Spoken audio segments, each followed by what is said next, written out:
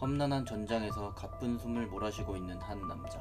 그의 곁에 남아있는 전우는 단 한 명도 없었는데요. 그런 그의 앞에 앉아있는 또 다른 한 사람, 바로 마교의 천마였습니다.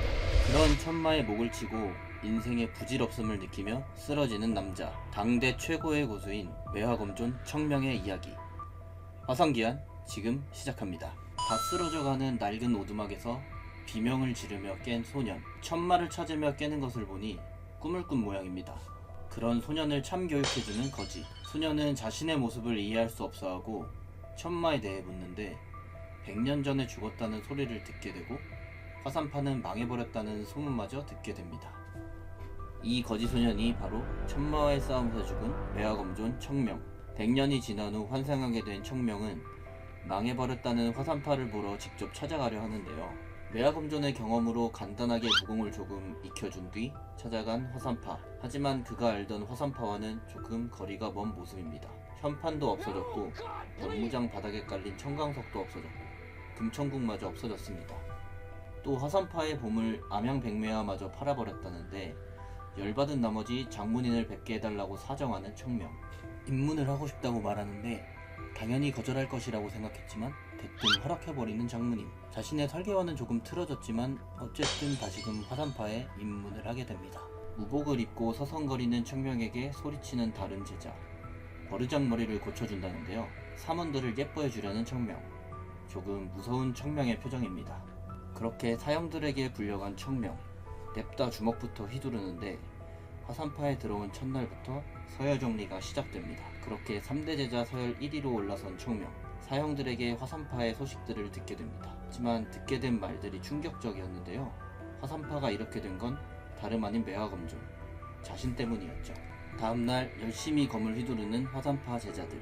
말도 안 되는 이상한 검로를 보고 충격을 받은 청명은 화산파를 어디서부터 뜯어 고쳐야 할지 고민이 깊어집니다. 조걸 사형을 통해 다른 사형들을 묘시해 불러 모은 청명은 재물, 우화, 인재가 없는 화산의 현 상황에 자신이 인재가 되어 화산파를 고쳐내려고 합니다. 모인 사형들 역시 청명에게 박살이 나고 매일 새벽부터 불려나가 강제 단련을 시작하는데 아침 문안을 오지 않자 제자들의 나태함을 꾸짖으려는 운검. 제자들을 깨우려 갔지만 연무장에 널브러져 있는 제자들의 모습에 놀랐는데요. 그런 제자들은 운검보다 청명의 눈치를 보고 운검에게 한 달만 지켜봐달라고 부탁합니다. 화산파를 강호 제1의 문파로 만들어내려는 청명. 사형들 중 조걸과 윤종은 청명으로 인해 바뀌어가는 화산파를 보며 청명을 믿고 최선을 다하자는 마음가짐을 가지게 됩니다. 그때 시끄럽게 화산파를 찾는 사람들. 급기야 문을 부셔버리는데요. 바로 화산에게 돈을 빌려준 상인들이었습니다. 여유롭게 상인들을 맞이하는 장문인. 사실 여유로운 척 하는 거였죠. 7주야 안에 대금 마련이 안 된다면 화산의 전각을 몰수하겠다며 선포하는 한 상인. 바로 화음연 태화루의 루주라는데요. 청명은 원래 화산의 것이었던 태화루가 상인의 손에 넘어갔다는 얘기에 의아해합니다. 복면을 쓰고 정보를 얻으러 잠입하는 청명. 상인 일행과 한바탕하며 화산에 돈을 빌려줬다는 정보를 듣게 되고 현 상황을 해결하기 위해 화산파의 비밀 창고를 찾게 됩니다. 처소 뒤의 동산에서 어렵지 않게 비밀 창고를 찾아낸 청명. 그리고 비동으로 가는 복도에서 보게 된 장문인의 모습. 비동의 위치를 알지만 열지 못하는 장문인의 뒷모습은 화산을 위해 무엇이든 하고 싶지만 아무것도 할 수 없는 이의 모습이었죠. 이를 본 청명은 자신이 그 비동을 열어주겠다 다짐하고 문에 새겨진 검로를 따라 자신의 선천징기를 사용해 검수를 펼치는데 그러자 꿈쩍도 하지 않던 철문이 열리고 그 안에는 화산파의 장부와 더불어 쌓여있는 금괴와 각종 보검, 그리고 정체를 알 수 없는 보석과 비급들까지 화산파의 재건을 위한 토대가 될 재물들이 놓여 있었습니다. 급하게 장문인을 찾는 운검, 그리고 장문인에게 우연히 발견했다며 이 모든 것을 주는 청명. 원래 받지 않으려 했지만 마음을 바꿔 드리기로 한 청명이 화산파에게 이보다 더 클 수 없는 행운으로 돌아오게 되는 순간이었죠. 당부를 얻은 장문인은 상인들을 소집합니다. 그리고 모인 상인들에게 장문인은 화산에 도움을 달라며 부탁을 하는 모습입니다. 청명은 모든 것을 눈치챈 듯 보이네요. 하지만 대부분의 상인들은 화산을 도와줄 생각이 없어 보이고 단 한 명, 유점주만이 화산을 도와주려고 합니다. 그 예전 진짜 화산을 알고 있는 단 한 사람이었죠. 상인들의 마음을 확인한 장문인은 장부를 꺼내오고 은혜를 원수로 갚은 상인들에게 한 대분의 마차에 실을 수 있는 짐을 제외한 모든 재산을 몰수하겠다는 벌을 내립니다. 한 대분의 마차만큼의 재산마저도 뺏기기 싫은 청명은 변장을 하고 상인들을 찾아가고 아주 쉽게 상인들의 재산을 다시 찾아오는데요. 그 와중에 상인들의 뒷배경에 종남파가 있다는 것을 알게 되죠. 아무튼 매화검법으로 상인들의 주머니를 털어준 뒤 돌아온 청명. 청명이 온 뒤 무언가 바뀌고 있는 것을 직감하는 화산파의 제자들입니다. 이제는 밥에 고기 반찬도 나오기 시작하네요. 비동에서 선천지기를 쓰면서 무리한 청명은 부작용으로 고생을 하고 있는데요. 영단을 먹거나 기공의 도움을 받아야 하지만 현재 화산파에는 있을 리가 만무하죠. 그러던 중 청명의 머릿속을 지나가는 한 장소. 과거 자신만 아는 비밀 장소인 단장애의 절벽, 중앙동굴, 그곳에 영단을 숨겨뒀었는데요. 문제는 어린아이의 신체인 지금 저기까지 올라가기가 무척이나 힘들다는 것. 어떻게든 줄에 몸을 묶어 동굴까지 힘들게 도착한 청명. 자신이 과거에 꽁쳐둔 영단들을 찾게 되고 그대로 가부좌를 틀어 영단을 몸에 흡수시킵니다. 영단을 몸에 흡수한 뒤 몸 상태가 더욱 좋아진 우리의 주인공. 이제는 절벽을 뛰어다닐 정도의 몸 상태가 되어버렸네요. 한층 좋아진 몸으로 사형들과의 수련을 마치고 자신이 눈여겨본 사형들에게는 영단마저 나눠줍니다. 그렇게 화산파 키우기를 하던 중 큰 문제점이 생기는데요. 상인들을 내쫓은 뒤 점포 관리가 안 되었던 것이죠. 조걸은 황대인만 멀쩡해서도 괜찮을 것이라는데 황대인은 1년째 병상에 누워 의식이 없다는 이야기. 청명은 황대인의 증상을 듣고 마교의 짓이 틀림없다고 생각합니다. 그러더니 돈을 위해 자신이 해결해야 한다며 사형들에게 편지 하나 남겨두고 황대인을 찾아가게 됩니다. 이곳은 황대인이 있는 서안. 과거 청명이 일탈을 하러 자주 들렀던 곳이죠. 또한 종남파가 자신의 세력을 갖추고 있는 곳이기도 합니다. 별일이야 있겠냐고 대수롭지 않게 여기는 청명이지만 바로 나타나는 종남파 장로 김옥승. 황대인을 구할 방법은 제사뿐이라며 은하상단의 소단주를 협박합니다. 그 와중에 찾아온 청명. 소단주는 기쁜 소식에 달려나가는데 웬 어린애 하나가 서 있는 모습에 김옥승은 화산을 업신여기죠. 청명은 콧방귀를 끼며 자신이 황대인의 증상에 짐작가는 것이 있다고 하는데요. 김옥승은 어린아이의 말에 시간 낭비하지 말자고 하죠. 그러자 슬슬 성격 나오는 청명이 김옥승에게 시비를 걸고 화가 난 김옥승은 청명을 내쫓으려 하지만 황대인의 건강이 최우선이었던 소단주는 청명에게 몇 가지 질문을 하게 됩니다. 몇 가지 이상한 대답을 들은 소단주는 청명을 보내려 하지만 그때 누구도 몰랐던 황대인의 증상을 말하는 청명. 소단주는 놀라며 즉시 황대인에게 청명을 데려갑니다. 그리고 누워있는 황대인을 보며 치료 자체는 어렵지 않을 것이라는 청명. 그런 청명을 보며 소단주는 놀라고 마네요. 청명은 소단주에게 가장 가까운 사람들을 물어보고 황대인의 병이 내부인의 소행이라고 말합니다. 종남파의 김옥승은 자신의 심기를 거스른 아이가 마음에 들지 않은 모양인데요. 심지어 이름마저 자신이 싫어하는 매화검종과 똑같은 청명이었죠. 부들대는 장로를 위해 자신이 나서겠다는 종남파 이대제자. 김옥승은 말로는 부러워한다고 하지만 속내를 내비치며 이대제자들을 내보내고 맙니다. 그런 이대제자 이송백 앞에 눈에 띈 청명. 즉시 작업에 들어가는데요. 상대를 골라도 한참 잘못 고른 것 같네요. 자신을 살살 긁어대는 청명의 모습에 살기가 차오르는 이송백. 그렇게 비무가 시작되고 당연하게도 청명은 이송백의 공격을 쉽게 막아내는데요. 갑자기 뒤로 날아가는 청명, 그리고 피를 토하기 시작합니다. 당황하는 이송백과 이를 본 주변 사람들, 그 중에는 은하상단의 소단주도 있었죠. 명문이라 자처하는 종남파가 어린아이에게 탈수를 쓰는 모습에 격분한 소단주는 종남은 상단에서 나가라는 말을 하게 됩니다. 이를 그르친 이대제자를 노려보는 김옥승, 스스로 소단주의 용서를 구해 해결한 뒤 돌아오라 명하는데요. 그렇게 청명이 쓰러진 그날 밤 청명의 방으로 들어오는 한 인기척. 딱히 원한은 없다만이라며 청명에게 살수를 쓰는데요. 다 알고 있었다는데 쉽게 피하는 청명. 자객의 손을 낚아챕니다. 그리고 뒤에서 등장하는 소단주와 사람들. 청명은 이 모든 일을 예상했었죠. 의심하는 사람들에게 자객에게 직접 맞은 손을 보여주면서 황대인을 병상에 눕게 한 무공임을 납득시키는 청명. 상황이 이렇게 되자 자객은 청명에게 덤비는데요. 마침 옆을 지나가던 이송백. 청명은 자신의 손을 쓰지 않고 자객을 쉽게 잡아버립니다. 그리고는 소단주에게 보상을 요구하는데요. 소단주는 모든 힘을 동원해 화산을 지원하겠다고 밝히죠. 그런 거 말고 자신에게 보상을 달라는 청명, 그리고 그런 청명을 바라보는 소단주입니다. 물론 보상을 받기 전에 아직 남은 일이 있었죠. 황대인의 치료입니다. 하지만 청명에게도 치료는 쉽지 않은 일이었는데요. 황대인의 몸속에 가득 들어차 있는 마귀를 밀어내려고 하는 청명.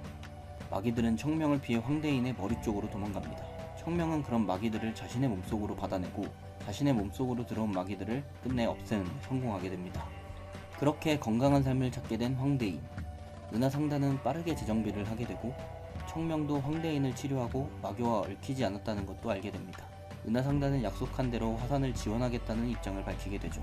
한편 7주야 동안 돌아오지 않는 청명을 기다리는 화산파 제자들과 장문인, 재경각주인 현영은 멋대로 나가 돌아오지 않는 청명을 엄하게 벌해야 한다며 소리칩니다. 그때 누군가 돌아왔다는 소리에 급히 나가보는 장문인과 사람들, 거기에는 태연하게 걸어들어오는 청명이 있었죠. 장문인은 청명에게 설명을 요구하고 납득시키지 못할 시 엄한 벌을 주겠다고 합니다. 청명을 대신해 말을 하는 사람은 바로 황대인.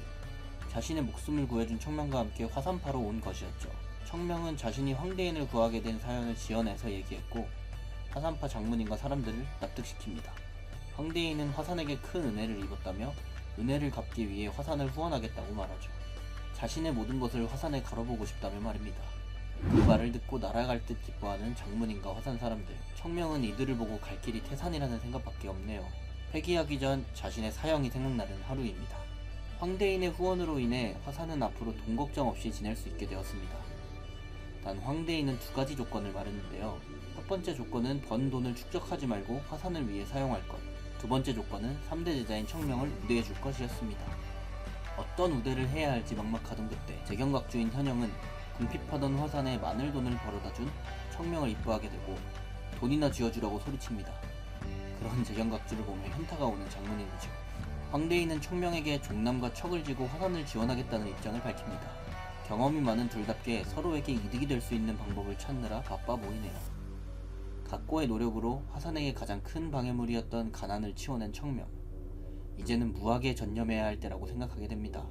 그 후 잔잔하게 흐르는 물처럼 화산의 시간은 평온하게 흘러갑니다. 물론 평온하지 않은 사람들도 있지만요. 오늘도 사형들과 죽음의 수련을 하고 있는 청명. 처음 할 때는 불만이 많았지만 막상 신체가 단련되자 실제로 검이 빠르고 날카로워지는 것을 느끼는 사형들. 다만 화산이 점점 상적 소굴처럼 변하고 있음은 부정할 수가 없게 됐네요. 사형들은 단련을 시키고 감쪽같이 사라진 청명. 회기자라는 것을 숨기기 위해 혼자만 아는 곳으로 가서 매일 단련을 하고 있었습니다. 야심한 새벽, 청명이 단련하려고 하는 공간에 누군가가 서서 검을 휘두르고 있는데요. 자세히 보니 여자입니다. 청명은 여인의 검에서 옛 화산의 검을 보게 되고 그 순간 여인은 청명을 발견해 검을 휘두르는데 가뿐하게 피해낸 청명. 이름을 물어보는 여인의 아름다운 모습을 보게 됩니다. 사실 이 여인의 정체는 화산파의 2대 제자인 유이설이었죠. 이렇게 이설과 청명은 서로의 존재를 알게 됩니다.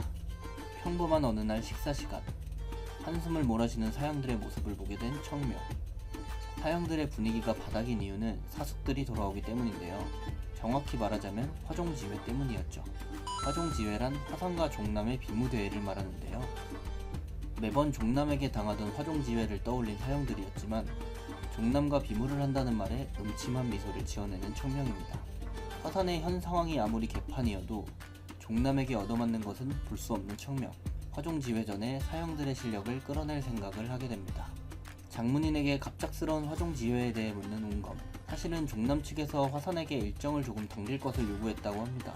피하고 싶지만 제자들의 희망을 꺾고 싶지 않았던 장문인은 그대로 요구에 응할 수밖에 없었죠. 사형들의 현재 실력으로는 종남을 절대 이길 수 없다는 것을 알고 있는 청명. 때문에 사형들에게 가르침을 주려고 합니다. 사형들을 모으게 한 뒤 한 번씩 죽어보자는 말을 하며 조걸에게 비무를 요청합니다. 자신은 진검으로 내려치기만 사용한다는 조건이었죠. 조걸은 시작하자마자 사심없는 검으로 청명을 상대하는데요. 그런 조걸을 보며 재능을 인정하는 청명. 하지만 아직 청명의 상대가 될 리가 없죠. 그런 조걸에게 내려치기를 보여주는 청명, 곧바로 쓰러지는 조걸입니다. 그렇게 다른 사형들과도 한바탕 비무를 한 뒤 사형들에게 왜 자신을 이길 수 없었는지 물어보는데요. 대답을 들은 뒤 자신이 사용한 내려치기를 배우기 위해 내려치기 만번부터 시작하자는 청명. 그렇게 사형들을 단련시켜 놓고 다시 한번 자신의 단련을 위해 숲으로 들어갑니다. 이렇게 청명이 단련에 열심인 이유는 회기 전 자신의 상대였던 천마 때문인데요. 자신이 그때의 천마보다 더 강해지지 않는다면 다시 모두를 잃게 될 것이기 때문에 더욱 강해지기를 원하는 청명입니다. 강한 일념으로 매화검법을 단련하는 청명과 그 모습을 숨어서 지켜보고 있는 이설. 이설은 왜인지 청명 앞에 나서고 청명의 검이 매화의 검인 것을 알고 있는 눈치인데요. 청명은 엮이기 귀찮은 이설을 피해 도망쳐버립니다. 그런 청명의 뒷모습을 보며 어딘지 모르게 아쉬워하는 이설이네요. 화음의 한 주루, 점소이에게 술을 시키는 청명입니다. 동굴에서 가져온 술이 떨어진 후 주루에 내려와 술을 마시는 게 일상이 되어버렸는데요. 그때 범상치 않은 옷차림을 한 무리가 주루에 들어오고 가슴에 매화 문양을 봤을 때 화산파의 백자배라는 것을 눈치챈 청명. 중앙에 앉은 사람은 청명의 눈길을 끌 만큼 잘생긴 미남이었습니다. 그렇게 술을 마시며 다가오는 화종지회에 대해 이야기하는 무리들. 잘생긴 남자는 정해진 것은 아무것도 없다며 우리들에게 이야기하는데 그 말을 몰래 듣던 청명은 자기도 모르게 웃게 되죠. 그런 청명을 보고만 무리들. 자신은 화산파의 2대 제자인 백천이라고 소개하며 청명에게 누구인지 묻게 되는데 앞으로 화산에서 만나게 될 사숙들을 피하고 싶었던 청명은 백천의 금나수를 피해 도망가게 됩니다. 자신의 금나수를 피한 것이 그저 자신의 실수였다고 생각하며 무리들에게 너스레를 떠는 백천입니다. 그날 저녁 3대 제자 전부가 모이라는 명이 떨어지는데요.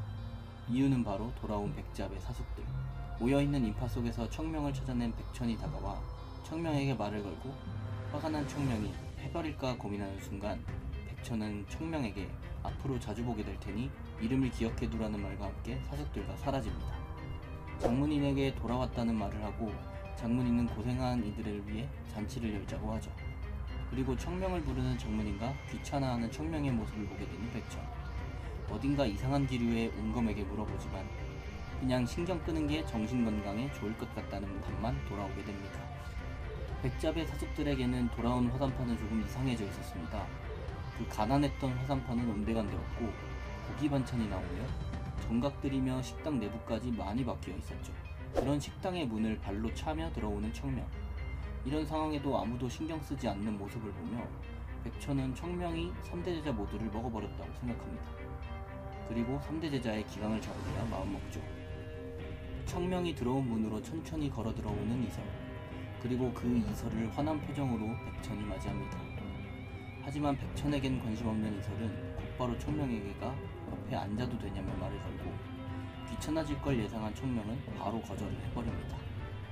그 모습을 본 사형 사숙들은 부러워하며 이설을 거절한 청명에게 분노하죠.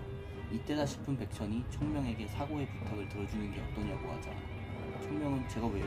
라는 예의 밥 말아먹은 말투로 시비를 걸고 이에 백천이 장문인과 재경각주에게 청명의 행동거지를 일러바치지만 이미 그들은 청명을 예뻐하는 윗사람들이기에 타격이 없었습니다. 오히려 주도권마저 청명이 가지고 있다는 것을 알게 된 백천. 자신이 화산의 정점에 서야 한다고 생각하는 그는 청명의 사형인 윤종을 불러 그간 있었던 일들을 낱낱이 고하라고 합니다. 윤종은 그간 있었던 모든 일을 백천에게 이야기해 주었고 그제서야 백천은 왜 청명이 모든 윗사람들에게 예쁨을 받는지 알게 되었죠.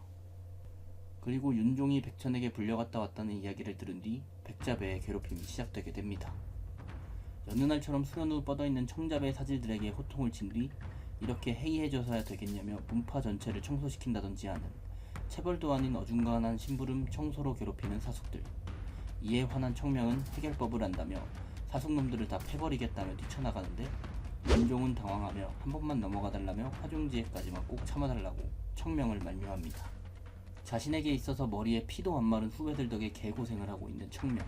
오늘도 후배들을 피해 새벽 산속으로 단련을 하러 가는데요.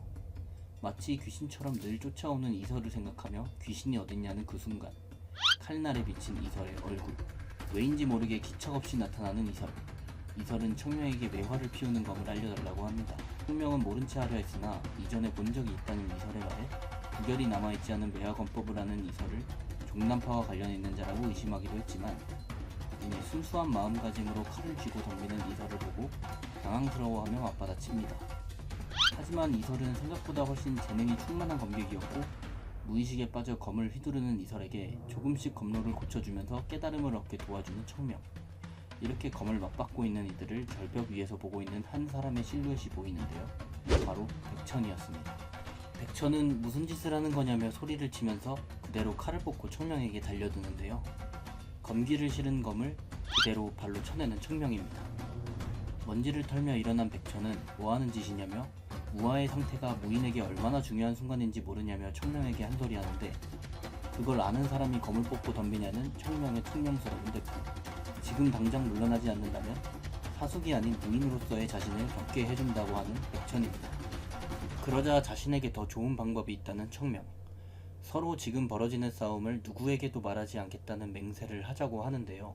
마침 어린 사지를 팼다는 소문이 돌까봐 걱정했던 백천은 그 제안을 받아들이게 되고 이 비모에서 자신은 청명의 사숙이 아니라는 허울뿐인 말을 하게 되는데 이 순간만을 기다렸던 청명은 말 그대로 백천을 구타하기 시작합니다. 하지만 화산의 제자인 백천이 약해지는 것은 눈뜨고 볼 수 없었던 청명. 구타를 하는 와중에도 백천의 검의 약점을 눈치채고 그런 백천에게 조금씩 마음을 열어가기 시작하는데 자신은 꼭 화산을 일으켜야 한다는 백천. 하지만 말뿐인 노력을 하는 백천을 팩트로 패버리는 청명입니다. 백천에게 우물한 개구리라며 자신이 강한 게 아니라 너희가 약한 거라며 백천의 자존심을 긁어대는데요. 오히려 백천은 그렇다면 자신을 강하게 만들어달라며 머리를 굽힙니다. 어림도 없지. 백천을 더 두들겨 패 기절시킨 청명. 이설에게 백천을 맡기고 돌아갑니다. 다음날 백천이 없어졌다며 사숙들이 백매간을 찾아왔다고 말하는 사형들. 이에 걱정하지 말라며 때린 게 아니고 두들겨 패놨다고 말하는 우리의 주인공. 이런 주인공을 뒤로한 채 조걸과 윤종은 앞으로 다가올 화종지회에 대해 고민이 많습니다. 청명이라면 종남과 비교해도 꿀리지 않지 않냐는 조걸에게 그렇게 된다면 청명이 사라지면 화산은 다시 몰락할 것이라고 대답하는 윤종이네요. 어제 새벽 청명에게 두들겨 맞은 백천은 아직도 맞은 부위가 얼얼한가 봅니다. 사질들에게 청잡의 후배들을 괴롭히는 것을 그만두게 한 뒤 말도 안 되는 변명을 둘러대는 백천입니다. 이런 이들을 뒤로한 채 화종지회의 준비는 차근차근 준비가 되어가고 있는데요. 운검은 장문인에게 겁이 난다고 말을 합니다. 그런 운검에게 눈앞에 산이 있다면 어쩌겠느냐며 힘든 일이라도 넘어갈 수밖에 없는 일이 있다고 하면서 모든 것은 자신들의 걸음이 될 것이라고 말하는 장문인. 화종지회는 교류의 장이지 승패 따위는 중요하지 않다고 합니다. 사실은 누구보다 장문인에게 화산의 승리가 간절했지만요. 화종지회를 위해 화산을 찾은 중남파 사람들. 그 중에는 이송백도 껴있었는데요. 이송백에게 화산은 한 사람의 그림자가 겹쳐 보였습니다. 바로 자신에게 무력함을 선사했던 청명이었죠. 이를 모르는 문파 후배들은 화산파를 업신여기는 분위기였는데요. 자신들과 겨루기에는 많이 쇠했다며 대놓고 아래로 보고 있었죠. 이에 화산의 진짜 힘을 마주한 이송백은 상대를 너무 얕보지 말라며 망신을 당할 수도 있다고 조언하지만 후배들은 오히려 화산에게 당한 이송백마저 한심하다는 듯 대답을 하며 화종지회를 위해 화산파로 향하게 됩니다. 이렇게 약소문파였던 화산파를 강호 제1의 문파로 키워내고 있는 회기자 청명의 이야기를 담고 있는 네이버 웹툰 화산귀환. 무협 웹툰을 보는 사람이라면 누구나 한 번은 봤을 작품인데요. 뒤에 내용이 궁금하시다면 네이버 웹툰에서 화산귀환 54화를 참고하시길 바랍니다. 이상 웹툰 소환사였습니다. 감사합니다. 화창한 날씨에 무리면 본부. 화려하고 맛있어 보이는 음식들이 보입니다. 그리고 그 가운데 당장이라도 부서질 것 같은 의자에 걸터 앉은 이 남자. 그가 바로 무림맹 맹주 후공인데요. 후공과 농담을 나누는 제갈해. 둘의 사이가 꽤나 각별해 보입니다. 그리고 자신의 통통한 매력을 어필하는 후공. 제갈해는 후공과 함께 했을 때 기분 좋게 웃을 수 있었습니다. 환하게 웃는 제갈해가 소식을 전해준다고 하는데요. 좋은 소식과 나쁜 소식 두 가지가 있다고 하네요. 첫 번째로 좋은 소식은 농림왕의 소방목 성공이라는 소탈한 내용. 두 번째 나쁜 소식은 바로 검성이 움직였다는 내용입니다. 검성은 무림맹으로 향하는 것 같은데요. 검술에 굉장한 조예가 있는 검성이 왜 무림맹으로 오는 걸까요? 바로 후공을 만나러 오는 것이었습니다. 어떻게 할 거냐는 제갈해에게 도망갈 거라는 후공. 장남인지 진담인지 무림맹주의 자리도 넘길 것이라고 하는데요. 제갈해는 그런 후공의 검술을 보고 싶은 눈치입니다. 사실 모습은 이렇게 보여도 후공은 천하제일인이었는데요. 지금은 살이 쪄서 걷는 것도 쉽지 않다고 하네요. 그런 후공에게 어디로 도망가든 따라간다고 하는 제갈해입니다. 그렇게 대화를 하던 중 갑자기 무언가를 느낀 후공. 어디선가 느껴지는 검성의 힘. 검성은 사람들을 무자비하게 베어내고 있었는데요. 마치 주화인마에 든 것 같은 모습이었죠. 사실 검성은 후공과도 친분이 있는 고고한 성품의 검사였는데요. 검성의 위치를 알아낸 후공이 천장을 뚫으며 날아갑니다. 그 시각 검성은 사람들을 학살하고 있었고 고고했던 그의 인품은 온데간데 없어 보였습니다. 그가 주화인마에 빠진 이유는 후공에 대한 질투심. 절대 강자인 후공이 있는 한 자신은 언제나 겸허했어야 했다고 말합니다. 그렇게 후공의 그림자에서 마에 빠져버린 검성. 이제는 사람들을 베어내면서 즐거움을 느낍니다. 그렇게 폭주하고 있는 검성. 그때 후공의 기운이 검성을 덮치기 시작하고 순식간에 검성의 양팔을 잘라버리는데요. 후공의 기운은 너무나도 강인해 보였습니다. 자신의 옛 친우였던 검성을 내려다보는 후공, 그리고 자신의 질투심의 대상인 후공을 올려다보는 검성. 그렇게 검성은 후공의 손에 최후를 맞이하고 옛 친우를 자신의 손으로 처리한 후공은 공허함을 느낍니다. 검성의 최후를 보면서 생각에 잠기는 후공. 후공은 반년 전에 있었던 일을 꿈으로 꾸었던 것인데요. 자신이 누워있는 공간이 자신의 집이 아님을 깨닫습니다. 그렇게 침대에서 일어나는 후공이지만 뭔가 이상한데요. 자신의 몸 상태가 정상의 상태가 아님을 눈치채고 거울을 보면서 놀라는 후공입니다. 거울 속에는 원래 자신의 몸이 아닌 젊지만 병약한 몸이 있었고, 후공은 이것이 혼을 바꿔치기 하는 환혼이라고 확신하는데요. 하필 이런 병약한 몸으로 환혼당해 억울해합니다. 그리고는 자신의 원래 몸이 걱정되기 시작하는데요. 원래 자신의 몸에 이 병약한 몸에 혼이 들어갔을 거라고 짐작하는 후공입니다. 아무튼 후공 입장에서는 큰일이라고 할 수 있겠네요. 정신을 차리고 집안을 살펴보니 부잣집의 냄새가 나는데요. 그때 후공에게로 다가오는 인기척이 느껴집니다. 한 노인이 후공에게 다가오는데요. 천하서고의 범천이었죠. 말투로 보아하니 환호는 범천의 짓인 것 같진 않네요. 범천은 손에 웬 보따리 하나를 들고 있었습니다. 그리고는 후공에게 알 수 없는 말을 하며 본인에게 오라고 하는데요. 그렇게 범천의 옆자리에 털썩 앉는 후공. 범천이 보따리에 쌓은 것은 마치 영단같이 생긴 약 한 알이었습니다. 그러나 슬픈 범천의 눈빛과 소원을 들어주겠다는 이상한 말투로 미루어 보아 그것이 영약이 아니라 독약이라는 것을 알아챈 후공.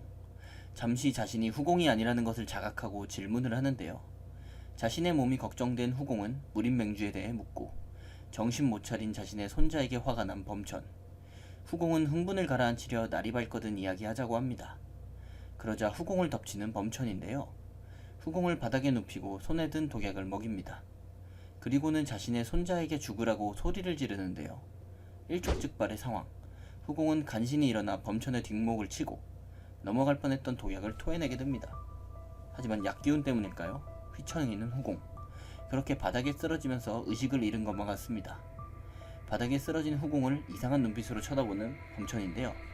후공은 위기를 감지하고 최후의 비책을 사용하려고 하고 즉시 할아버지를 외치며 살고 싶다고 합니다. 그 모습을 본 범천.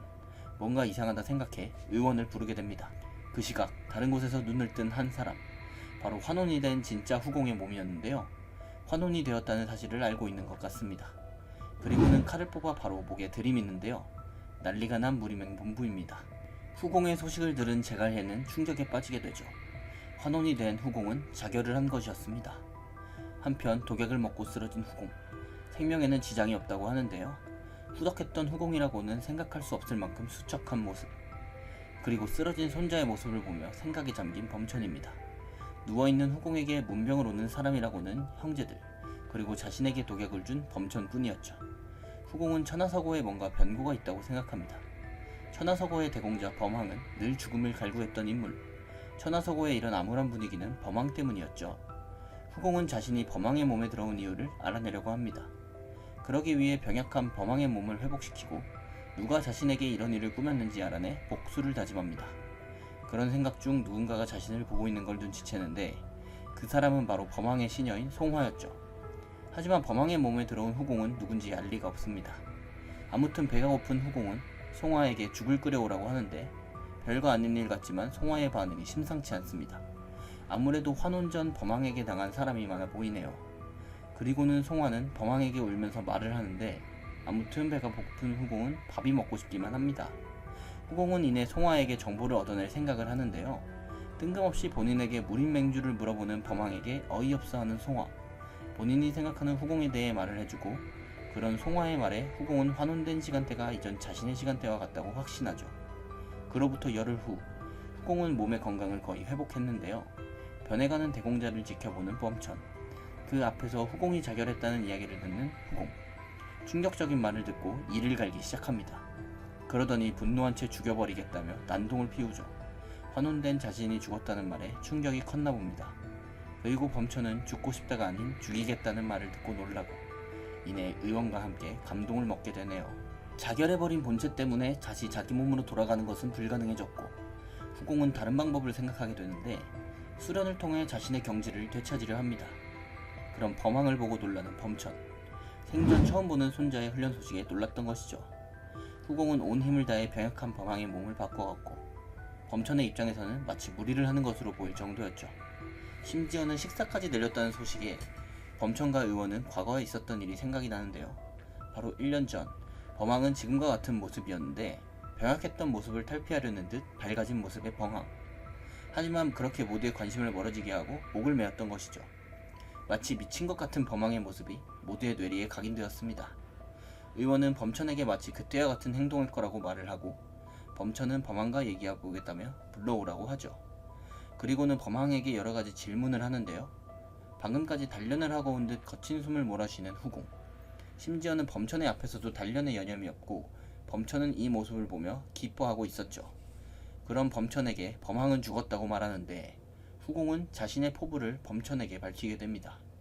너는 누구냐는 범천의 말에 후공은 대답하죠. 바로 천하제일인이라고 말입니다. 야심한 밤, 한 주루, 천하서고의 3공자인 범몽과 2공자인 범윤이 술자리를 가지고 있었는데요. 이들은 타락한 범항을 못마땅하게 여기고 있었죠. 심지어는 범천마저 죽을 뻔한 사건도 있었습니다. 하지만 범항이 무언가 달라졌다는 범몽. 그런 범몽의 말을 듣고 치가 떨리는 범윤은 술상을 내팽개치며 범몽에게 화를 내고 무서워서 피하냐는 범몽의 말에 범몽에게 주먹을 내지르려고 하게 되죠. 하지만 이내 이성을 되찾으면서 범몽에게 자신이 범항을 만나러 가겠다고 말하며 주류를 나섭니다. 그 시각 후공은 여전히 수련에 여념이 없었고 이제는 어느정도 체력이 많이 좋아진 모습을 보여주고 있는데요. 송화가 나서서 후공의 수련을 도와주고 있었죠. 그때 이들의 앞에 나선 범윤과 범몽. 후공은 형님에게 버릇없이 구는 동생들을 참교육해주려 합니다. 범윤에게 한숨을 쉬며 훈계하는 후공. 이에 지지 않고 맞받아치는 범윤입니다. 범윤의 태도를 본 후공은 송화에게 막대기를 가져오라고 하고 막대기를 붕붕 휘두르며 몸을 푸는데요.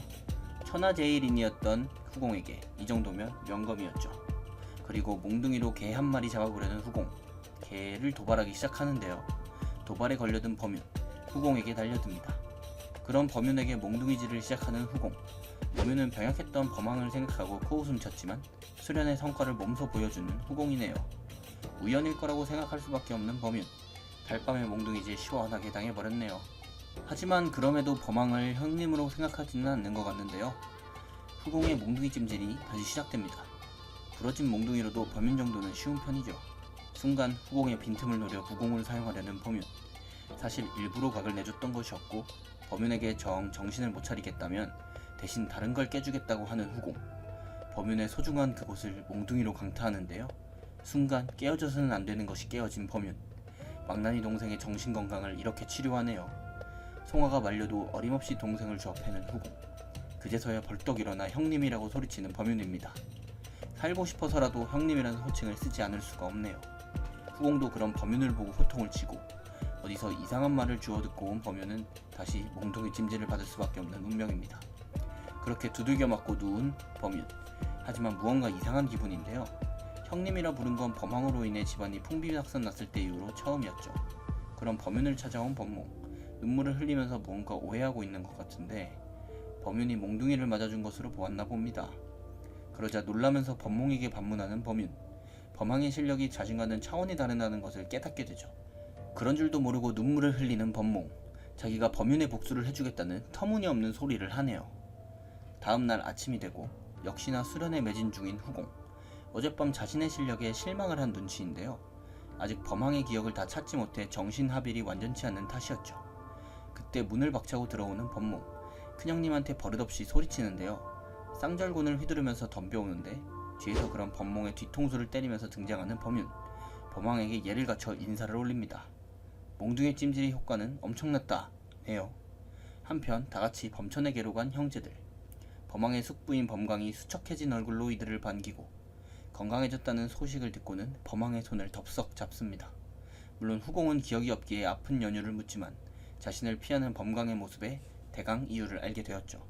대충 다른 이유로 얼버무리는 범강이지만 그런 범강의 모습을 보면서 후공은 확신하게 되었죠. 모든 천하서고의 어두운 면은 바로 자신, 범항에게서 비롯되었다는 것을. 범강은 자신의 눈도 제대로 쳐다보지 못했고 가문의 다른 사람들도 마찬가지였죠. 그런 고민을 하는 후공에게 범윤이 말하는데 범항은 줄곧 서재에 있는 시간이 길었다고 합니다. 그 말을 듣고 서재에 분명 단서가 있을 거라 생각하는 후공. 그렇게 천하서고의 서재로 향합니다. 한참을 방치되었는지 먼지가 수북한 서재. 책들 사이에서 반대로 꽂혀있는 책 한 권을 발견하는데요. 다른 책들과는 달리 먼지가 덜 쌓여있는 책. 책을 펼치자 종이 2장이 떨어집니다. 바로 범황과 주양과의 주고받았던 서신이었죠. 주양의 정체를 파봐야겠다는 생각이 드는 후공입니다. 그때 책을 꽂자 넘어지는 책장. 자신에게 쓰러지는 책장을 보고 놀라는 후공인데요. 책장과 후공이 부딪히지만 진법이 작동하기 시작하죠. 책장에는 숨겨져 있던 진법이 걸려 있었던 것입니다. 진법이 발동되자 추운 겨울이 보이고 심지어는 겨울의 한기마저 생생한데요. 어린 범황의 모습이 보입니다. 그리고 생전의 범황의 어머니의 모습도 보이죠. 범황을 사랑으로 챙겨주는 범황의 어머니. 모자의 모습이 사랑스럽기만 합니다. 이때 범황은 어두운 면이 없는 밝은 아이였는데요. 후공도 행복한 추억을 보고 기분이 좋아지죠. 그리고 갑자기 바뀌는 시간대. 범황의 어머니는 건강이 안 좋아 보이는데 범황을 곁으로 부릅니다. 몸이 아픈 어머니를 보며 눈물을 흘리는 범황. 그 모습을 보고 잊고 있던 범황의 기억을 떠올리는 후공입니다. 다시 장면이 바뀌고 이번엔 집안인데 엎드려서 눈물을 흘리고 있는 범천의 모습.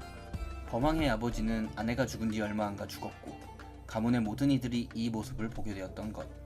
그리고 어린 범황 또한 이 모습을 보게 되었고 그렇게 범황의 멘탈은 완전히 나가버렸죠. 범황은 그 이후 자결을 시도하게 되었던 것입니다. 진법이 끝나자 후공의 몸에 범황의 기억이 전부 돌아왔고 이후 눈물을 흘리면서 서재에서 깨어나게 된 후공. 후공의 주위에 가문의 사람들이 와 있었고 범천은 혹여나 예전에 범황이 될까 걱정하는 모양입니다. 그런 범천에게 걱정하지 말라며 말하는 후공. 그들은 범황의 기억이 돌아오는 것에 걱정이었지만 범황의 모든 기억을 가진 후공은 사람들을 안심시킵니다. 이제는 완전히 새로운 사람으로 바뀌어버린 범황. 범황의 기억을 되찾은 뒤 처음 맞는 아침. 본격적으로 후공은 내공을 쌓기 시작합니다. 그는 천하서고의 범황으로 살 생각이 없었죠. 돌아온 천하서고의 대공자가 된 후공입니다. 진법으로 철통 같은 보안이 되어 있고 각종 영역과 비급이 있는 천하서고는 후공에게는 천국이었고 후공은 가문의 일부터 천천히 처리하기 시작합니다. 가문의 중심에는 가문을 휘어잡고 있는 총관 곽도가 있었죠. 곽도에게 과한 신뢰를 주고 있었던 가문의 사람들. 이상한 낌새를 눈치채고 곽도의 권한을 줄이려 합니다. 그리고 송화를 시켜 글을 쓰는 후공. 주양을 만나고 싶다는 글을 시켜 쓰게 하죠. 며칠 뒤 천하서고에서 지독한 냄새가 나기 시작하고 무슨 일인지 동생들에게 묻는 후공. 진법에서 뭔가 일이 벌어진 것 같네요. 부몽에게 진법을 고치라 명합니다. 객잔으로 향한 후공. 식사를 하려는데 마침 객잔에 서문세가와 염화각의 공자들이 있군요. 그때 큰 소리가 나기 시작하는데 웬 남자가 밥그릇에 모기가 들어있었다며 소리치는데 주인장에게 열량을 뜯으라고 하는 걸 목격하게 됩니다. 그 남자 앞으로 다가가는 송화. 그리고 남자에게 돈을 내미는데요. 시끄러운 게 싫었던 후공이 돈을 그냥 준 것이었죠. 그러자 어거지를 부리는 남자. 순간 후공의 표정이 일그러지고 송화가 남자에게 주먹을 날리는데 순식간에 남자를 제압하는 송화입니다. 객잔 바닥에 남자를 내동댕이 칩니다. 그리고는 가게 주인에게 돈을 주며 객잔을 나서는데 아까 맞았던 남자의 일행들이 기다리고 있습니다. 누구 짓이냐고 묻는 남자의 말에 지체 없이 송화를 가리키는 후공. 그렇게 양 진영 간 싸움이 시작됩니다. 소란스러운 밖을 쳐다보는 공자 일행. 그 사람들 사이에서 범황의 얼굴을 발견하는데요. 공자들은 후공에게 찾아와 인사를 하고 후공 역시 적당한 변명을 대며 인사를 나누죠. 병약하다는 천하서고의 대공자를 본 이들은 놀랍니다. 후공이 이러고 있는 동안 송화는 고생이네요. 아무튼 공자 일행에게 무례미의 정세를 듣는 후공.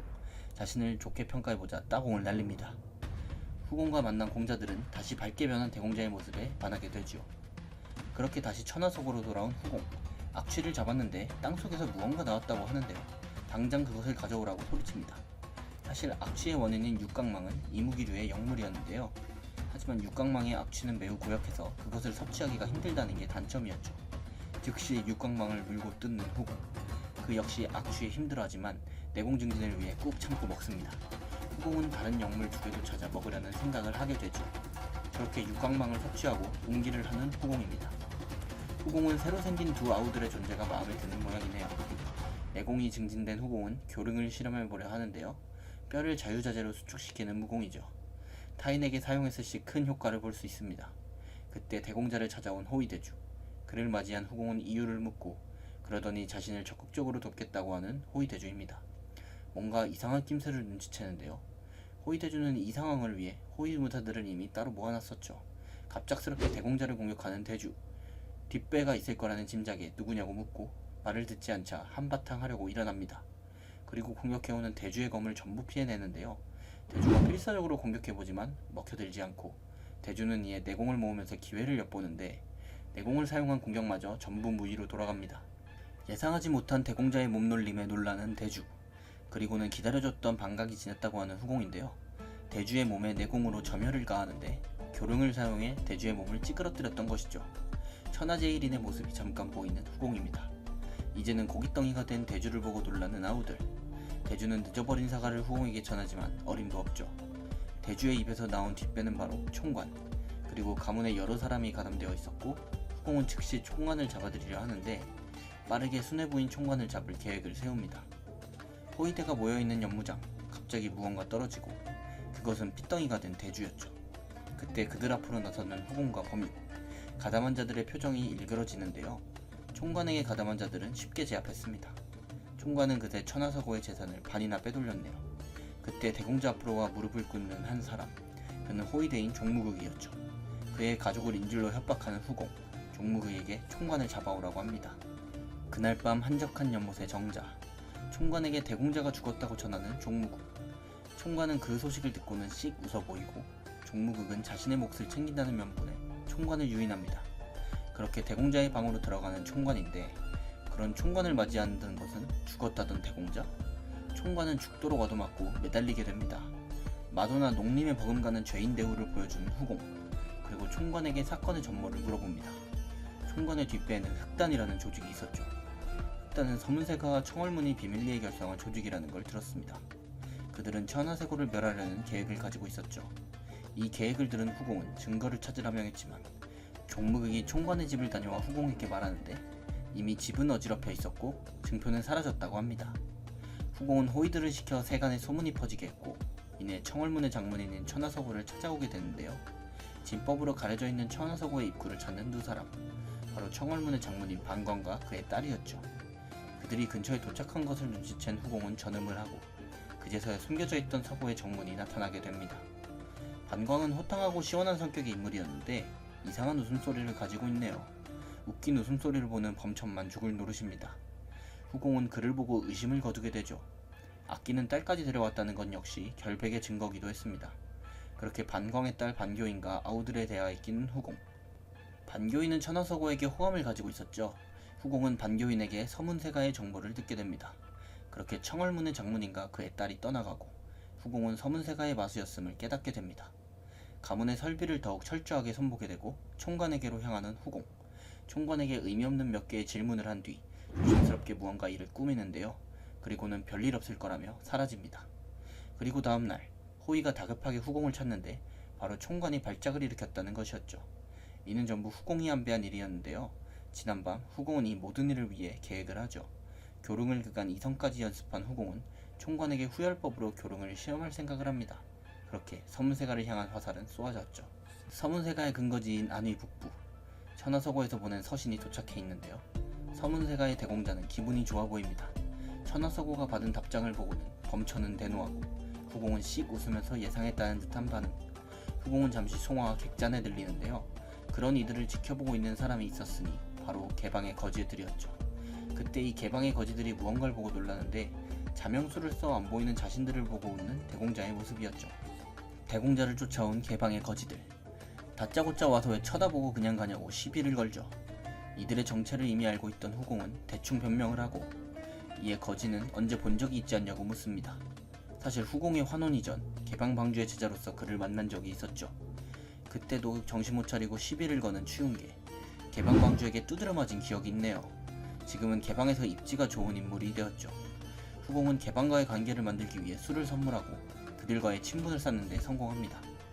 한편 서문세가로 향하는 후공. 대공자가 걱정되는 아우들은 발을 못 대고 그런 그들을 뒤로 한 채 출발하는 후공입니다. 서문세가에서 만난 것은 이전에 만났던 공자 일행.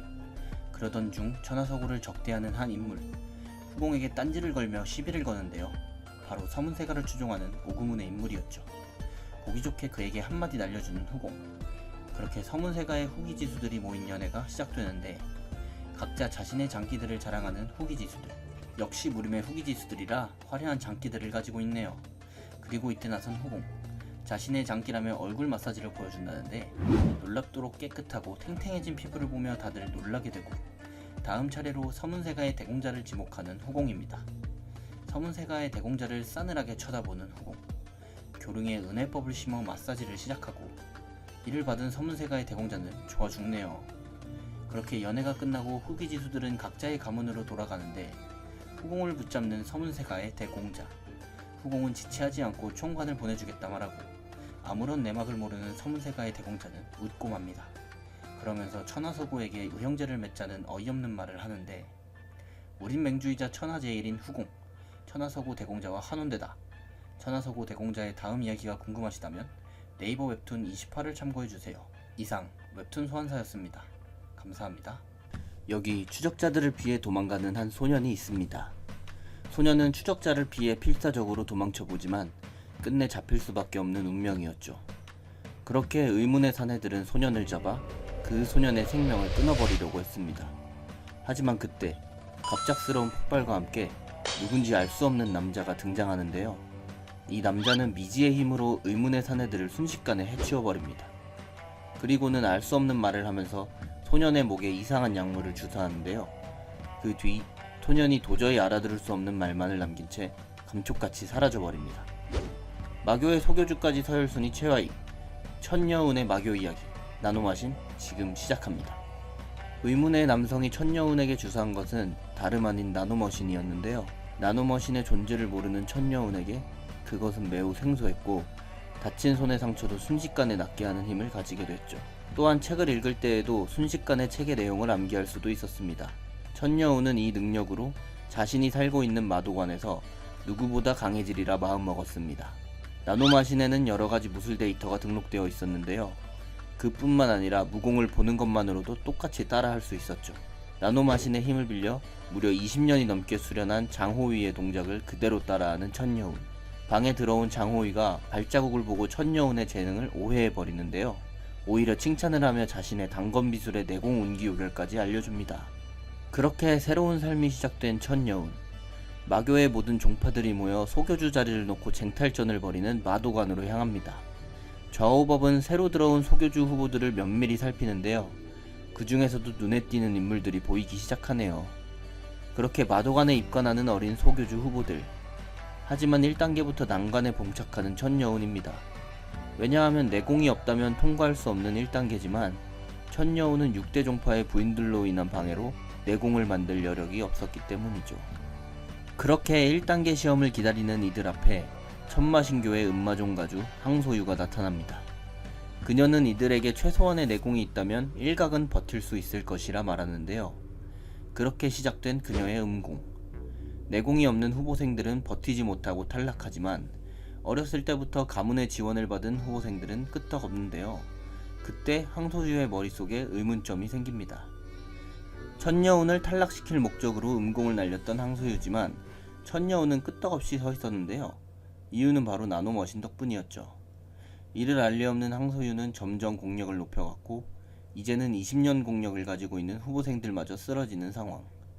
이대로 멀쩡하게 시험을 통과하게 되면 자신이 내공이 없다는 말을 믿지 않을 거라 생각한 천여운은 나노머신으로 시험이 끝날 즈음 자신에게 내상을 입히게 됩니다.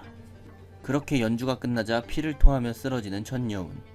저우법은 그의 내공을 궁금해하며 맥을 짚어보지만 내공이 전혀 없는 그의 몸에 놀라게 됩니다. 오로지 정신력으로 항소유의 음공을 버텼다고 생각하게 되죠. 그렇게 우호법 선맹은 천여운의 정신력을 보고 그를 마음에 두게 됩니다. 첫 번째 시험이 끝난 뒤 내상을 입고 누워있는 천여운. 그에게 누군가가 다가오는데요. 내공을 사용해 천여운의 몸을 일으키는 인물, 바로 우호법 선맹입니다.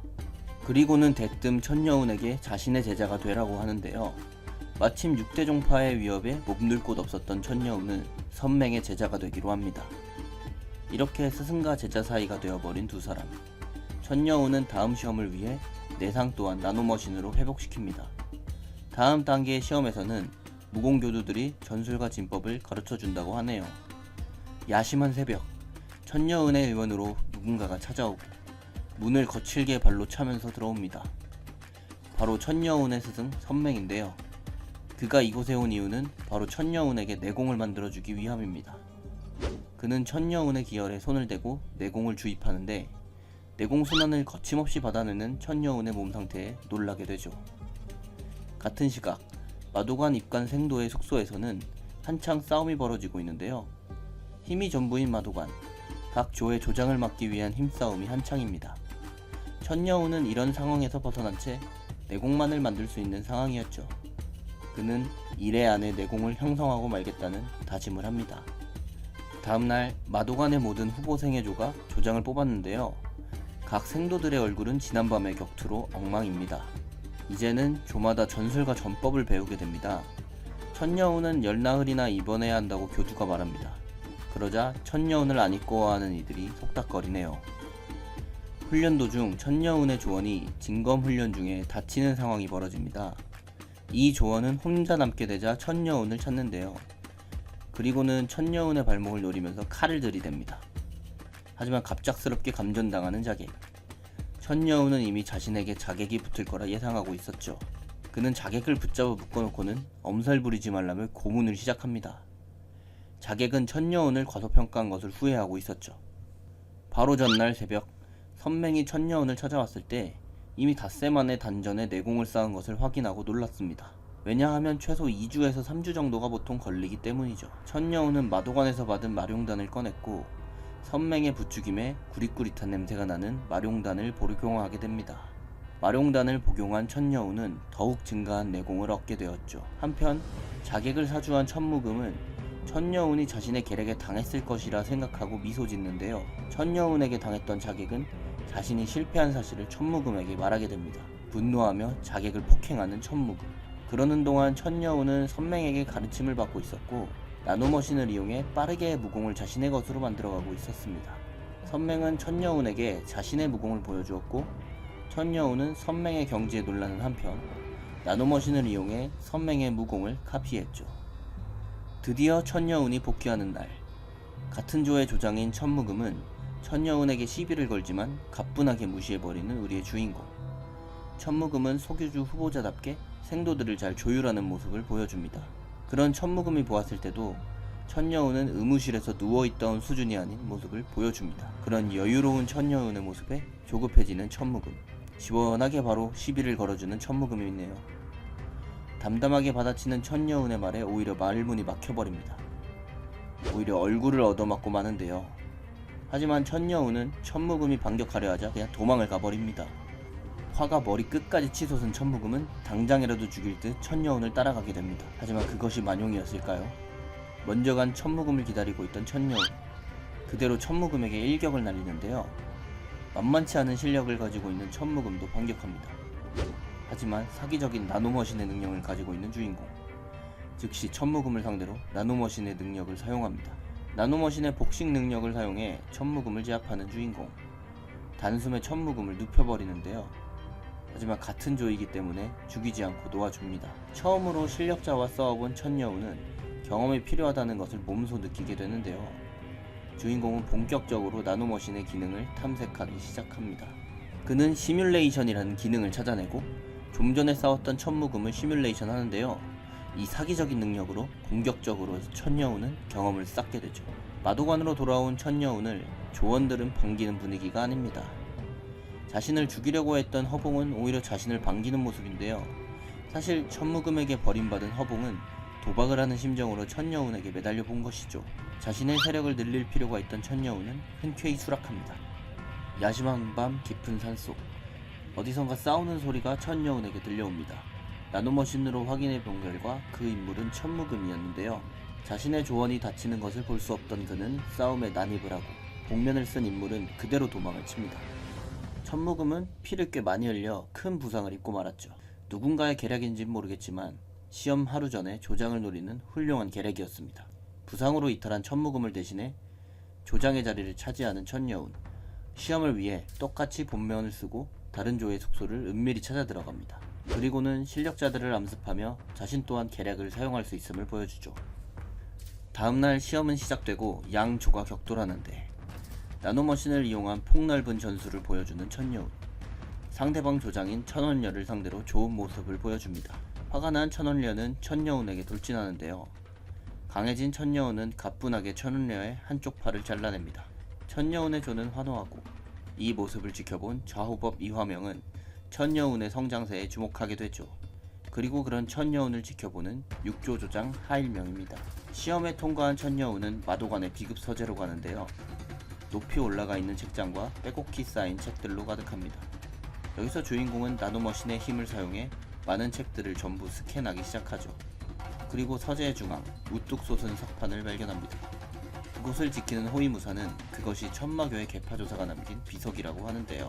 심지어 그 비석은 웬만한 내공 없이는 검으로도 흔적을 남기기가 힘든 청옥석이었죠. 비석의 반대편에 나 있는 날카로운 검은을 본 천여운은 무언가 의심스러운 모습의 나노머신으로 분석을 해보는데요. 그 검은을 새긴 인물의 검수를 시뮬레이션하는 데 성공하게 되죠. 이렇게 비급 서재에서 말도 안 되는 기현을 만나 또 한 번 성장하게 되는 우리의 주인공. 2단계 시험 이후 개인 연공실에서 자신의 초식들을 단련할 계획을 세우게 됩니다. 서재에서 나오는 천여운의 앞을 가로막는 한 인물, 바로 육조조장 하일명이었는데요. 천여운을 노려보는 하일명과 그런 하일명을 귀찮아하는 천여운, 한바탕 싸움을 할 것 같은 분위기입니다. 그때 이 둘 사이를 가로막고서는 한 사람이 등장합니다. 바로 도마종의 천유찬인데요. 하일명은 자신의 앞을 가로막은 천유찬을 그대로 공격하지만 너무나도 쉽게 자신의 공격을 흘림과 동시에 반격을 하는 천유찬. 그리고는 천여운에게 반가운 듯 말을 거는데요. 속내가 있음을 눈치챈 천여운은 그런 천유찬에게 되려 호통을 칩니다. 그러자 천여운에게 자신의 도망조옥 밑으로 들어오라는 말을 하는 천유찬. 천여운은 앞길이나 막지 말라며 시원하게 뱉어버립니다. 그런 천여운을 비웃으며 자신의 내공을 자랑하며 떠나버리는 천유찬이네요.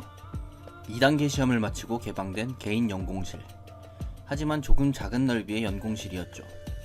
나노머신을 사용하는 천여운에게는 큰 상관이 없었습니다. 나노머신을 사용해 연공실에서 시뮬레이션을 하는 천여운. 시뮬레이션에 이어 자신의 근육마저 머신으로 변환시킵니다. 변환된 신체를 사용해보는데요. 연공실의 벽을 강하게 쳐보지만 그대로 벽이 뚫리면서 옆방의 하일명을 덮쳐버리네요. 그날 저녁 식사를 마치고 연공실로 다시 향하는 천여운. 그의 앞에 연파라고 하는 생도가 다가와 대련을 청하는데요. 자신을 이긴다면 3단계 시험에 대한 정보를 준다고 하는 연파. 말과 동시에 자신에게 돌격하는 연파를 단 하나만에 제압해버립니다. 연파는 천원녀와 싸우는 천여운의 모습을 보고 자신도 수십 초씩은 겨룰 수 있을 거라 생각했지만 오산이었죠. 연파를 제압하고 3단계 시험에 대한 정보를 듣는 천여운. 그리고는 자신을 수하로 써달라고 하는 연파인데요. 그런 연파에게서 천유찬의 모습을 본 천여운은 거절해버립니다. 돌아온 연파의 말을 들은 천유찬은 천여운의 실력에 이해할 수 없어 하죠. 연공실의 벽을 2번이나 부순 천여운 때문에 상관에게 붙들려 훨씬 넓은 4단계 시험 후 사용할 수 있는 연공실로 오게 되죠. 이전보다 넓은 연공실의 공간에 즉시 증강현실 대련을 펼치는 천여운. 자신의 스승인 선맹의 데이터를 사용해 단련을 합니다. 사흘 뒤 마도관 대연무장. 연무장 앞을 마도관 교두들이 쭉 들어차 외우고 있습니다. 그 맨 앞에 서 있는 무공교두 호진창의 모습도 보이네요. 이번 시험은 바로 이 교두들을 이기고 노란 명찰을 받는 것입니다. 소교주 후보생들은 어렵지 않게 교두들을 상대로 좋은 모습을 보여주네요. 천여운 역시 바로 교두와 겨루는데요. 바로 교두를 향해 난입하는 천여운. 교두를 뛰어넘는 모습을 보여주면서 무공교두에게 절망감을 안겨줍니다. 그렇게 손쉽게 교두를 꺾은 천여운. 그의 앞에 많은 인파가 몰리기 시작하는데요. 이들은 전부 천여운의 조에 들어오고 싶어하는 후보생들이었죠. 천여운은 그런 생도들에게 자신은 그저 조언이 아닌 함께 피를 흘릴 수 있는 동료를 찾는다고 합니다. 많은 인파 중 이런 천여운의 조건에도 남은 여러 명의 생도들은 천여운에게 충성을 맹세하죠. 식당에서 밥을 먹고 있는 한 생도, 그리고 그런 그에게 접근하는 천여운인데요. 뭔가 둘 사이에 오해가 있는 것 같습니다. 사실 알고 보니 그가 독에 중독되어 있는 것을 눈치챈 천여운이 말해준 것이었죠. 사실을 알고 나서 목숨을 구해준 천여운에게 감사함을 표현하는 백기. 천여운은 백기가 중독된 독의 출처를 알고 있는 듯한 분위기였습니다. 그런 천여운에게 독의 출처를 알려주는 천무금. 그저 독마종과 천여운의 싸움을 부추기려는 목적이었네요. 야심한 밤 천여운은 독의 출처를 뒤쫓고 있습니다. 뒤를 밟힌 독마종 천종섬은 놀라는데요. 백기의 중독을 알리자 사악하게 웃는 그입니다. 그리고는 천여운의 아픈 과거를 얘기하는 순간 날라오는 주먹. 천여운은 참지 못하고 바로 천종섬을 때리고 마는데요. 너무 순식간에 일어난 일이라 정신을 못 차리는 천종섬. 소교주 후보자답게 곧바로 반격을 시작하지만 어림도 없이 바로 주먹을 잡히고 마는데요. 자신의 주특기인 독을 천여운의 얼굴에 맞춘 천종섬. 천여운의 얼굴이 도끼에 산화되어 버리나 싶지만 그가 가진 나노머신의 힘으로 곧바로 회복되는 모습입니다. 그런 천여운의 모습에 놀라 쓰러져 버리고만 해요. 그리고 그런 천종섬의 손을 발로 으깨어 버리는 천여운. 천종섬은 자신이 어쩌다가 이런 꼴이 되어버렸는지 생각하며 쓰러집니다. 하단전이 파괴된 천종섬은 중독 현상이 일어나고 있었고 그가 죽게 되면 난처해지는 천여운은 어떻게든 살려내려고 합니다. 나노머신을 사용해 해독제를 제조하는 천여운. 그렇게 천종섬을 살려내며 사건은 일단락되지만 천종섬과의 일전 그리고 이후의 일들로 그저 힘만이 아닌 자신의 세력이 있어야 함을 뼈저리게 느끼는 천여운입니다. 다음날 좌우법 이화명은 천종섬의 단전을 패한 천여운을 불러냅니다. 그렇게 천여운은 노란 명찰을 반납하고 5일간 구금동에서 면벽 수련을 하게 되죠. 천여운에게 명령한 이화명은 또한 그에게 살아남아 미래가 되겠다고 결심했다면 가슴은 뜨겁되 머리는 차가워지라는 조언을 남깁니다. 구금동에 들어온 천여운은 즉시 단련에 매진하는데요. 그곳은 좁고 습해서 보통 생도라면 하루도 버티기 힘들 곳이었죠. 그곳에서 수련에 매진하던 중 갑작스럽게 문이 열리는데요. 의문의 남자가 살기를 뿜어내면서 천여운에게 다가갑니다. 그는 천여운을 찾아온 것 같은데요. 그가 내뿜는 기운을 심력으로 저항하는 주인공. 이 의문의 남자는 바로 천종섬의 외조부인 동마종주 백오였죠. 그는 천여운을 곧바로 공격하기 시작했습니다. 하지만 마도관 내에 살상은 금지되어 있어 천여운을 해칠 수 없는 그는 천여운에게 작은 선물이라며 독을 주사합니다. 그리고는 4년 뒤 마도관을 나오면 그날이 마지막 날이라며 떠나는 백오인데요. 백오에게 독을 주사받은 천여운은 이것이 마치 마룡단과 흡사한 성분이라는 것을 알게 되고 나노머신을 이용해 독성분만을 제거하면서 영단의 효과처럼 내공이 반갑잖아 늘어나는 기연을 얻게 됩니다. 그때 천여운의 뒤쪽에서 서늘한 공기가 느껴지고 조금 전 부딪힌 벽에 금이가 있는 것을 보게 되는데요. 금이 간 벽 뒤쪽 공간으로 향하는 천여운. 그곳에서 널찍한 새로운 공간을 발견하게 됩니다. 그리고는 공동의 바닥에 보이는 흔적들로 그것이 비석이 있던 자리라는 것을 알게 되고 중앙에 수상한 기둥을 보게 되는데 기둥의 꼭대기 쪽 천장에 박힌 야명주에 적힌 글자들을 찾아낸 천여운. 그곳에 적힌 구결은 마치 상승무공과도 같았죠. 한시진간 움직여도 힘들기는커녕 상쾌했으며 운기가 점점 빨라졌습니다. 그 시각 천여운의 조에는 비상사태가 벌어졌는데요. 하일명이 패거리들을 이끌고 천여운의 조를 습격한 것입니다. 백기가 생도들을 이끌고 저항하는 동안 허봉이 남은 생도들에게 습격 사실을 알렸지만 이미 그들이 도착했을 때는 조금 늦은 후였죠. 어렵게 지키고 있던 노란 명찰을 빼앗긴 것입니다. 그때 천여운의 면벽 수련이 끝나고 곧바로 교두 중 유일하게 명찰을 빼앗기지 않은 교두인 호진창 교두에게 가겠다는 천여운.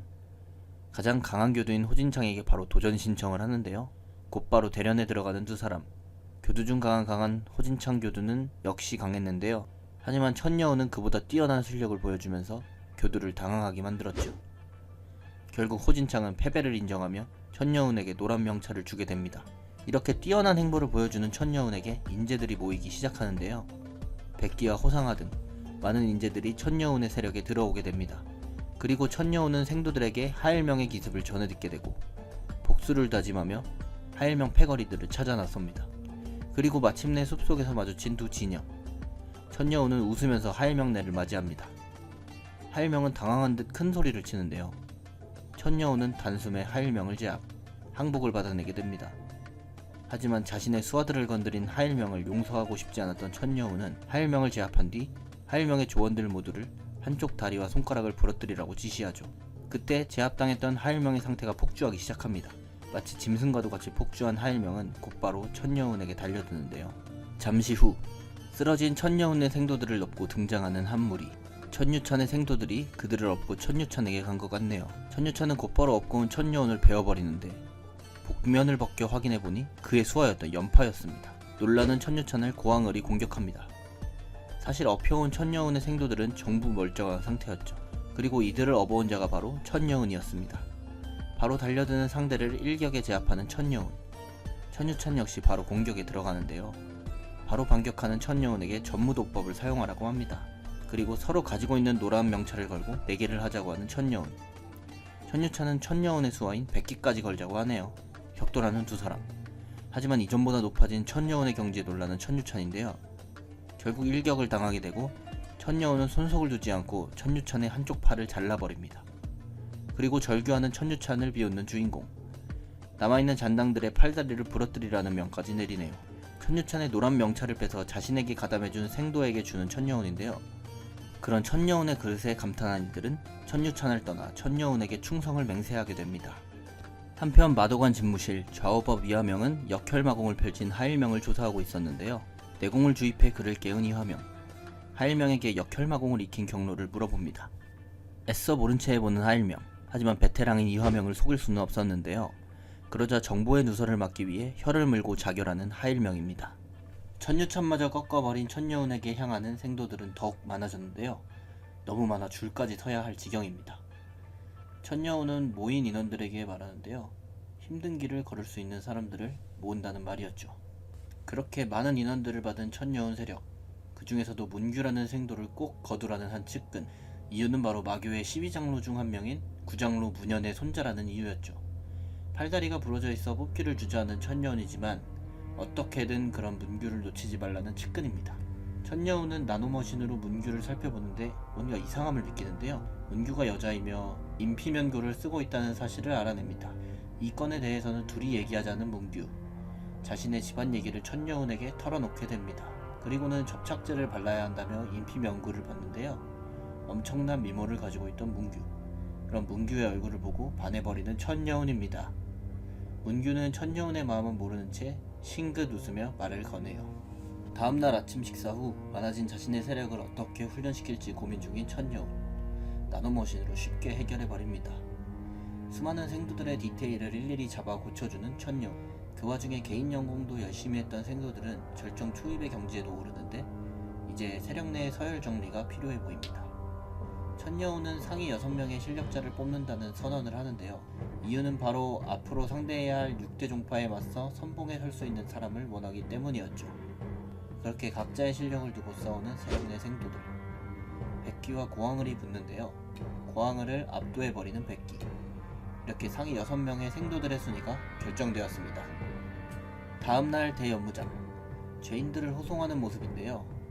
그리고는 생도들 앞에 징검을 쌓아놓는 교두들. 사실 끌려온 죄수들은 정파와 사파의 죄수들이라고 하는데요. 이번 시험의 통과 기준은 바로 이들을 죽이는 것. 다들 그간 배웠던 전술로 이들을 둘러싸고 천여운의 조에는 인상이 만만치 않은 죄수가 배정되었습니다. 그들의 개의치 않고 기정을 갖추는데 천여운을 보고는 사악한 웃음을 짓는 죄수. 순식간에 생도들을 제압하고 칼마저 무너뜨리는데요. 그런 죄수의 모습을 보고 위험을 감지하는 교두들. 죄수는 역혈마공마저 사용합니다. 바로 천여운에게 돌격하는 죄수. 하지만 만만치 않았던 천여운은 죄수를 베어내는데요. 괴성을 지르면서 다시금 달려드는 죄수 앞을 막아서는 한 사람. 바로 우고법 선맹이었습니다. 선맹은 즉시 죄수를 제압하고 다른 곳에서도 일제히 역혈마공을 펼친 죄수들을 호흡대가 등장해 제압해버렸습니다. 천여운의 나노머신과 함께하는 성장 스토리. 나노마신의 다음 이야기가 궁금하다면 네이버 웹툰 나노마신 66화를 참고해주세요. 지금까지 웹툰 소환사였습니다. 감사합니다.